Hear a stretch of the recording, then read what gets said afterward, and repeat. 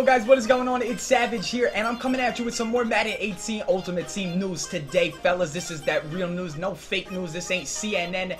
This is your boy Savage here, and fellas, this is what I'm going to be talking about today. So the other night, Mutthead.com, if you don't know what Mutthead is, y'all need to go on Mutthead.com immediately, because tomorrow, August 7th, they are going to be dropping every single card that will be in Madden 18 Ultimate Team at launch tomorrow, August 7th. Now, what I want you guys to do right now is comment down below what players you want to see me go find on their website tomorrow, because you have to find the players by just randomly, you just click refresh and a new player will pop up. You click refresh again and then another new player will pop up. I will do my best to dig for whatever players you guys want if you guys don't have time, and then I will make a video on all of the fan favorites in the comment section. If you want that video, be sure to smack a like on this video, and let's try to get 300 likes, and I will 100% be digging all day tomorrow for the best possible cards for you guys that you suggest in the comment section. But right now, we do have some confirmed players in Madden Ultimate Team for Madden 18. We have their stats, we have their chemistries, and etc. And I just want to talk about something huge that a lot of people were asking me about on Twitter. A lot of people were upset with how slow the players are this year. A lot of the players are extremely slow, and obviously, speed is probably the most important stat in Madden.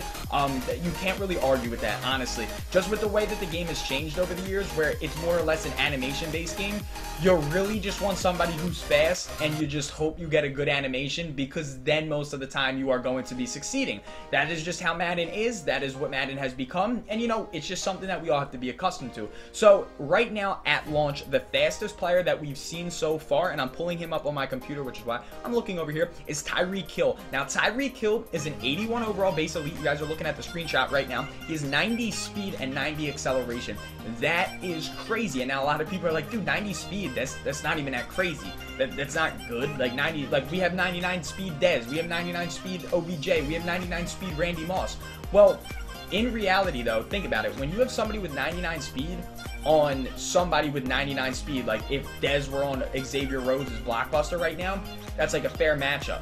But at the beginning of MUT next year, 90 speed on 90 speed is the exact same thing, which I don't think a lot of people understand. I think a lot of people are getting overwhelmed at the fact that this isn't the end of Madden 18. This is the very beginning. So 90 speed is crazy. But another thing that people are really complaining about is how low some of the defenders' speed are. Now, I'm not showing this in the video, but the fastest defensive player that we've seen so far, this is pre-August 7th, which is when we'll see all of the players, is DRC. He has 87 speed, and that's going to be a crazy lockdown corner, because 87 speed and 90 speed, that's not too far off, obviously.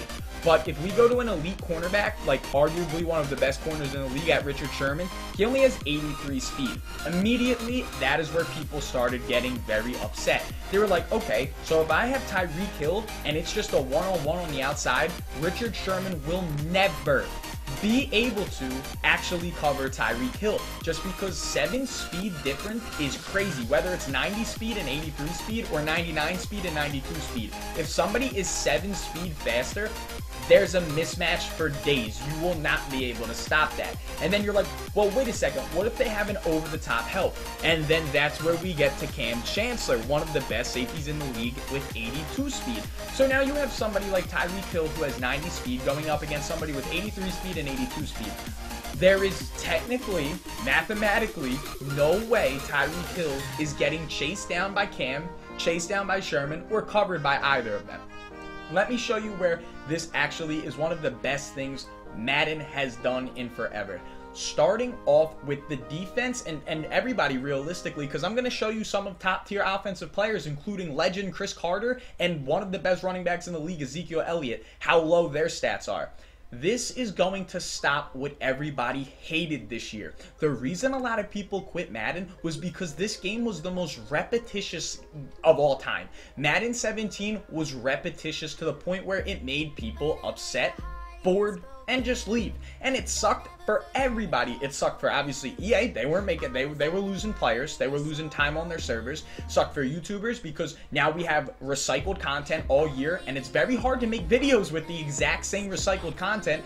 And then it's just hard on everybody who just wants to play the game, because nobody wants to play with the same stuff over and over again. If you release one week a David Johnson with 90 speed and the next week a Todd Gurley with 90 speed and mismatch, you know, maybe Johnson has a little bit better catching, Gurley might have a little bit better acceleration, Dog, it's the same card. It's the exact same card. And they did it the whole year, even with upgrades to the same player. Meaning, if Dez got a new card, we'll give him an extra speed. Or if David Johnson got a new card, we'll give him some speed and some truck, just +1. How? How is +1 speed and +1 truck from make a card that's a 93 overall go to a 97? Because his limited edition team of the week was nothing different than his team of the year, other than +1 in every stat.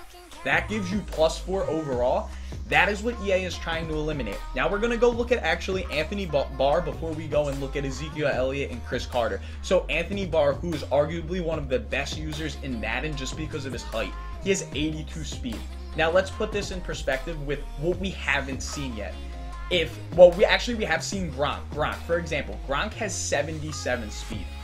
He is a 90 overall. Tight ends typically run routes across the middle. Just, in the beginning of the year, everybody's, running their slants. They're running their basic plays just to get a feel for it. Anthony Barr with 82 speed in the middle is going to be disgusting. We haven't seen players like Mike Evans, who's normally one of the slower end receivers. He'll probably have like 81 or 82 speed. Because he's a big dude and he's not known for being super fast. So if he has like 83, 84 speed tops, I'm going to say anywhere from 82 to 84 speed, Anthony Barr will be able to cover him.